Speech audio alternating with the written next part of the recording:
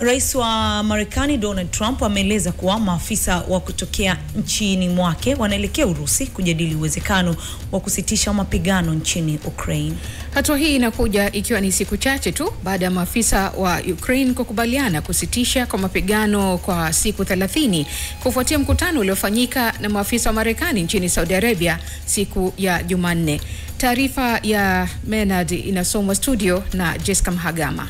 Maafisa wa Marekani wanaelekea Urusi kujadili uwezekano wa kusitisha mapigano nchini Ukraine, kwa mujibu wa taarifa iliyotolewa na Rais Donald Trump. Hatua hii inakuja mara baada ya maafisa wa Ukraine kukabiliana kusitisha mapigano kwa siku 30 kufuatia mkutano uliofanyika na maafisa wa Marekani wiki hii nchini Saudi Arabia. Ziara hii ya maafisa wa Marekani inakuja huku Kremlin ikidai kuwa Rais Vladimir Putin alipotembelea eneo la Kursk nchini Urusi, sehemu ambazo zimekuwa chini ya udhibiti wa Ukraine tangu kutokea kwa uvamizi mwaka uliopita.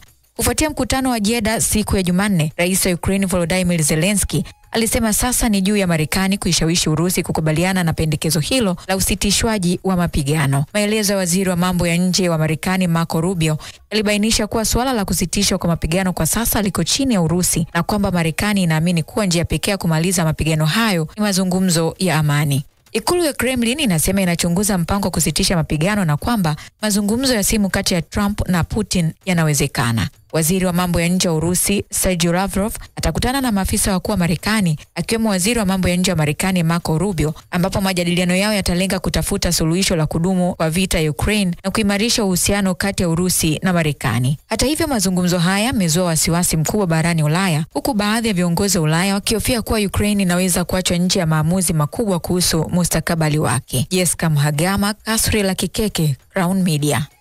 Asante sana Jessica Mhagama, ambaye alikuwa mtangazaji wetu jana kwenye Samia Celebrities and Companies Cup pale Tanzanite Mikocheni pale, na leo kama kawa kama dawa Clouds Media wanashuka dimbani. Ngoja nitazame hapa vizuri nisije nikawalisha matango pole. Konde Gang watacheza na Sholo The Lock saa 4 kamili. Clouds Media watacheza na Straight Up Vibes saa 5 kamili. Unaambiwa daku inasubiliwa pale Mikocheni. Karibuni sana, na mechi hizi zote unaweza kuzitazama mubashara kupitia TV yako pendwa kabisa, Crown TV channel namba 415 kupitia kisimbuzi cha Azam. Kama unapata shida kuipata Crown TV, bofya kitufe cha menu kwenye remote yako, alafu tazama screen yako, chagua option ya auto search.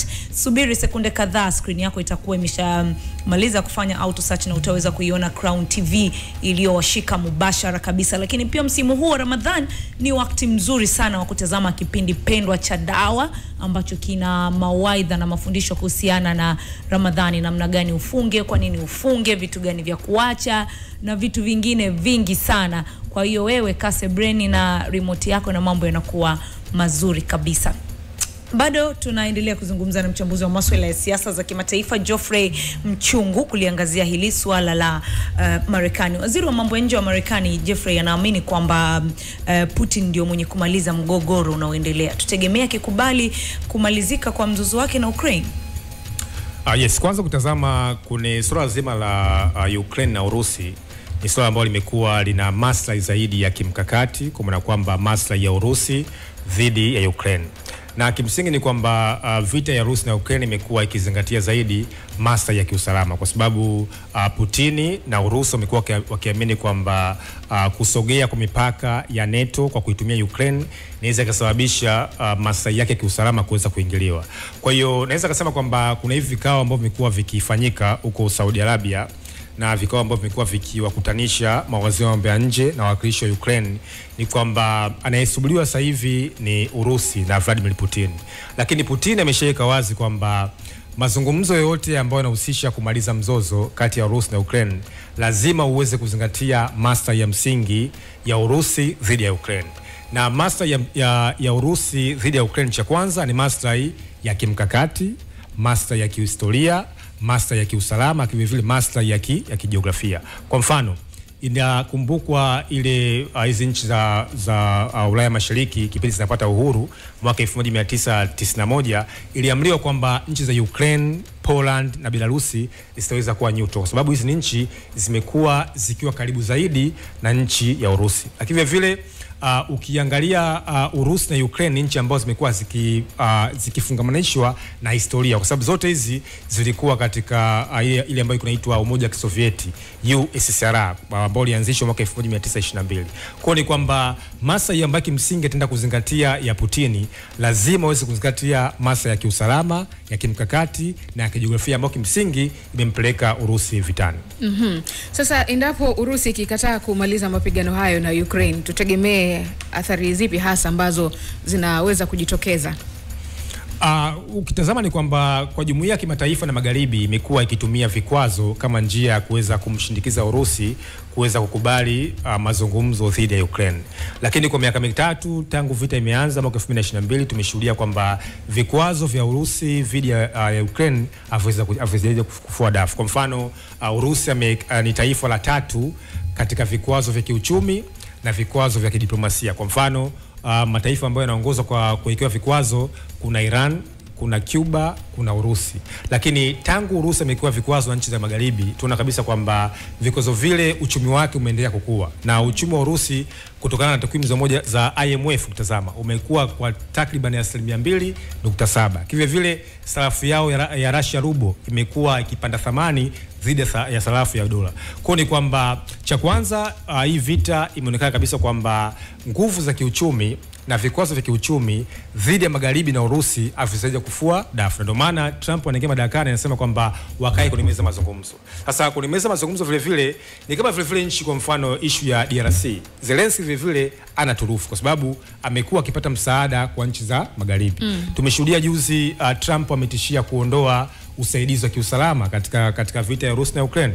Kwa hiyo Zelensky anaingia kwenye meza mazungumzo akiwa ana turufu. Sasa na maslahi ya Urusi dhidi ya Ukraine hayajali kiongozi ni wa chama Republican au Democrat, kwa kwamba hayajali kiongozi ni Trump au ni Biden au ni Barack Obama, kwa sababu mwaka 2007 pale ambapo Ukraine na Georgia ambazo zilikuwa zinajaribu kuingizwa katika nchi za NATO, rais kipindi kile alikuwa ni George Bush. Lakini vile mwaka 2014 rais alikuwa ni Barack Obama na Putin alichukua Crimea.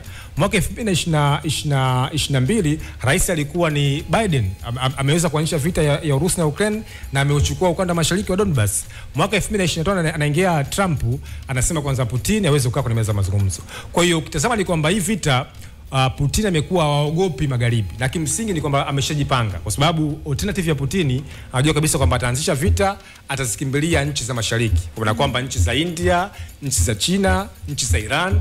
Ndio bwana nasema kwamba kuna hii vita inapelekea global power shift, yani kuhama kwa nguvu za mamlaka ya kidunia. Kwa sasa ni kwamba nafikiri kwamba Putin ataendelea kuzingatia zaidi maslahi ya Ukraine katika nchi yake. Geoffrey, ukitazama mzozo wa Kongo, wachambuzi wengi na hata watu wengi wanasema kwamba nchi za magharibi zina maslahi nayo.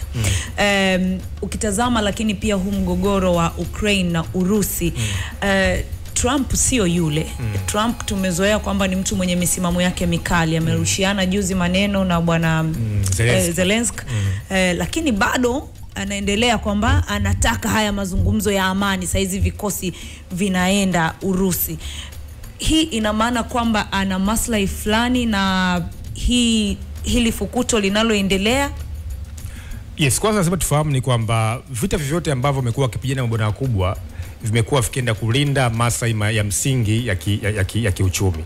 Kwa mfano, ukiangalia Ukraine katika nchi za Ulaya, nchi ambazo ni kubwa, kuna Urusi ambao ni nchi kubwa duniani, kuna Poland na kuna Ukraine. Hizi nchi za Spain, Ubelgiji kimsingi ni nchi vidogo vidogo sana. Lakini vile Ukraine imekuwa ni nchi ambayo ikiilisha Ulaya na ikiilisha dunia. Ukraine ni nchi ambayo inazalisha ngano, inazalisha mafuta. Lakini vile Ukraine tunasema ni maeneo ambayo hapa duniani yanagombaniwa, kwa sababu hapa duniani kuna maeneo ambayo kama ukiweza kuyashikilia unakuwa na nguvu za kiushawishi wa kiuchumi na ushawishi wa kisiasa. Maeneo hayo ni ya Ukraine, kuna Taiwan, pwani ya Pasifiki mwa China, kuna Palestina na Israeli, lakini vile kuna Ukraine.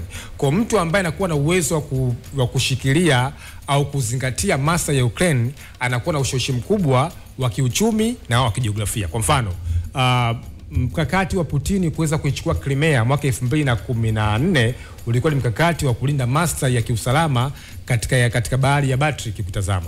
Kwa sasa ni kwamba Trump anachotaka katika sera yake ya Make America Great Again, kwa kwamba tunakusaidia kivita, lakini sisi Marekani tunapata nini kwanza? Ndio maana kuna mkataba wa juzi kabla jana ni kwamba Zelensky alikuwa anataka awezi kuhakikishiwa usalama, lakini Trump awezi kufaidika na madini ambayo kimsingi yanapatikana katika ukanda wa mashariki. Lakini vile hata Putin na hii vita ni vita ya kiusalama, lakini vile anafaidika katika masuala mazima ya kiuchumi. Kwa mfano, eneo la Donbas linachangia takriban 20% katika uchumi wa GDP wa Ukraine. Kwa ni kwamba maeneo yote ambayo kimsingi yanagusa maslahi mapana ya kiuchumi na ya kiusalama yamekuwa kigombaniwa na mataifa makubwa. Tazama kwa mfano, Trump anaingia madarakani, anataka mfereji wa Panama kule Mexico, anataka kisiwa cha Greenland kutazama, lakini vile anataka kulifanya jimbo la Canada kuwa jimbo la 51 la taifa la Marekani. Kwa ni kwamba Trump kifalsafa cha kwanza ameenda kubadilisha sera za Marekani, kwa sababu Marekani kwa kiasi kikubwa wamekuwa ni watu ambao wakitetea demokrasia. Kwa sababu alichofanya Putin, ameenda kuvunja utaratibu wa kimataifa. Sheria za kimataifa zinasema kwamba lazima tuweze kuheshimu mipaka nchi nyingine, lazima tuweze kuheshimu serikali ya nchi nyingine. Unapovuka mipaka kwenda kuvamia nchi nyingine, maana ni kwamba unaenda kuvunja utaratibu wa kimataifa. Kwa nini Trump anaingia madarakani anaenda kumsupport mtu ambaye amekuwa akivunja utaratibu za kimataifa? Kwa hiyo tangu ameingia Trump, unaweza kusema kwamba ni aueni zaidi kwa Rais Putin kukaa kwenye meza mazungumzo. Geoffrey, asante sana, tunakushukuru sana kwa kuwa na sisi muda wote huu, na umetupa elimu nzuri sana na ufafanuzi mzuri sana kuhusiana na yale yanayoendelea nchini Marekani pamoja na nchini Kongo. Lakini nikwambie tu kwamba kwa wewe ambaye unapenda kujisomea kama mimi na Samira, Mtabe app ipo kwa ajili yako. Ingia Play Store ama App Store kwa application ya Mtabe na uweze kabisa kujisomea masomo mbali. Chiki alikuwa ananiambia siku hizi anasinzia sana.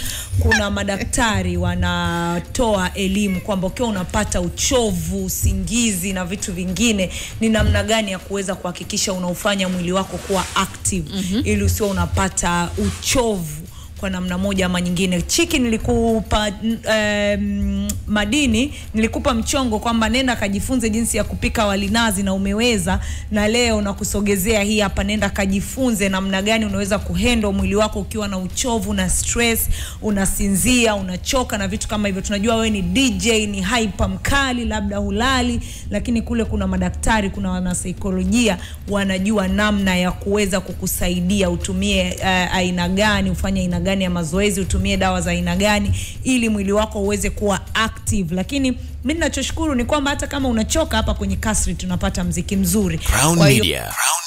Hapa ni nyumbani.